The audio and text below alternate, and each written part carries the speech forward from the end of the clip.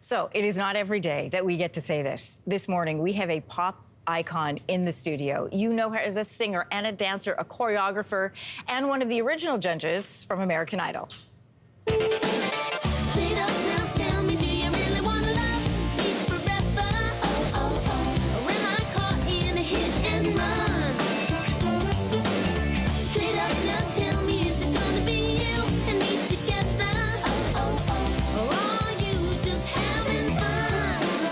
To watch that video a million times. Paula Abdul is here. 60 million records sold, Grammys, Emmys, People's Choice Awards, Junos, you name it. She's won it or done it, and great news for Canadians. Abdul is about to head out on her Straight Up to Canada fall tour. She joins us in studio this morning. What a treat to have you here. Welcome. Thank you so much. I'm excited to be here. I love that you still smile when you watch that video back. What do you think about when you see it? You must have seen it a million times. Well, I just think, baby Paula. I remember that song coming out. I mean, we've been singing your songs all morning long. You had not one, but four massive singles come out of that, right out of the gate. How did that feel to go from where you'd been in your career? And I think most people sort of started to recognize you at 18 when you were a Laker girl, to all of a sudden having that level of success. It was a crazy time. I mean, like, you never know where your first break is going to come from. And having been the choreographer for the Laker girls, that was my big break, and I became a real successful choreographer, and then decided, you know what, I'm going to throw my hat in the ring and see what happens. And I love performing, and if you ask me, did you know this is going to happen? Absolutely not. But you seemed ready for it. Like, you were there, you met the moment, and it was so fun to watch that time. What is your relationship like with the big hits from early in your career? Because we've interviewed artists who that was who I was then, I want to be who I am now, but I get the sense that you love all of those parts. Well, I'm proud of that I've lasted in this business for decades and decades and decades. Yeah.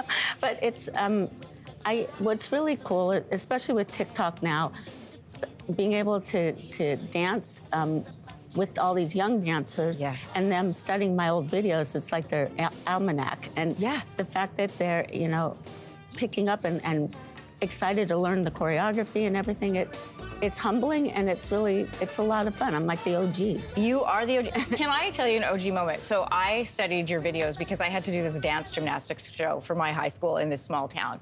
And there was this move you did, which I am convinced is what got me into this showcase. I don't know if there's a name for it, and if you'll do it with me. But I would love to do it with you. It became an international, humongous dance step. I know what one you're talking about. Okay, it's this one. The snake. Yeah. Is that called the snake? Yeah. Am I doing it right? Do you have any pointers? No, I don't. Actually, you nailed it. Okay, can we sit together and do it? Yes, we can. I mean, you want to go after this? You want to go to the right or to the left? Start to the right. Well, you tell me.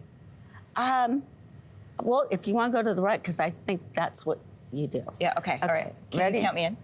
A 5, 6, 7, 8, and 1. And 2, 3. And then you can do a double one. Oh, I don't know that I can do a double one. I'll work on that for you. You are great at it. We need to talk about your tour, and can I come on it? But no, let's talk about the tours. Your shows are high energy. They are physically demanding. What are you doing to you're getting up early to do shows like this. What are you doing to stay in tip-top shape and avoid injuries?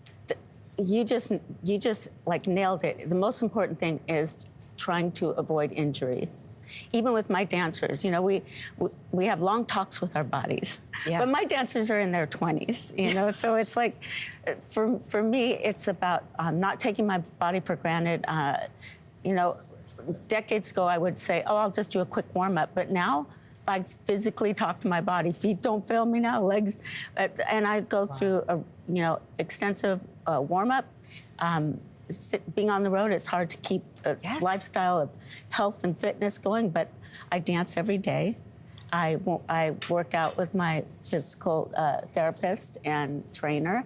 I try to eat healthy, but on my bus, I have other people, and they like to eat McDonald's and Chick-fil-A and White Castle burgers. But I after the show, I'm not hungry, so. Really? It takes a while.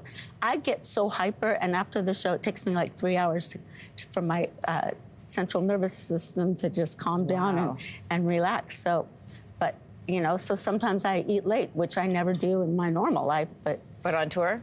But on tour, it's like, because I don't like eating or feeling bloated and full before I perform, because it's very physical. So, yeah, you have to adapt and take care. Talk to your body. Yeah. Speaking of talking, you do such a beautiful job of interacting with your fans. Can I tell you that is such an impressive thing to see? And as you said, you've been in this industry for a really long time. You mean a lot to a lot of people. And I find it just amazing. You do, you really do. And I find it really impressive that you spend the time that you do talking to your fans. Absolutely. I never taken any part of my career or adulthood for granted. I work hard just like everybody else works hard, and I'm humbled and grateful that I still have the opportunity to do what I love to do. And my fans mean everything to me. They really do, because they've stuck around and loved me up and given me so much support throughout the years. That's priceless. You have done this dancing for decades and in heels, which is always so impressive. Paula Abdul, thank you so much for being here. A reminder, Straight Up to Canada tour starts on September 25th. Tickets are available on her website. Such an honor to have you here. Thank you, Paula. Thank you so much. It's lovely meeting you. Hey, thanks for watching. If you liked this, be sure to subscribe here, or you can check out more Your Morning videos right here.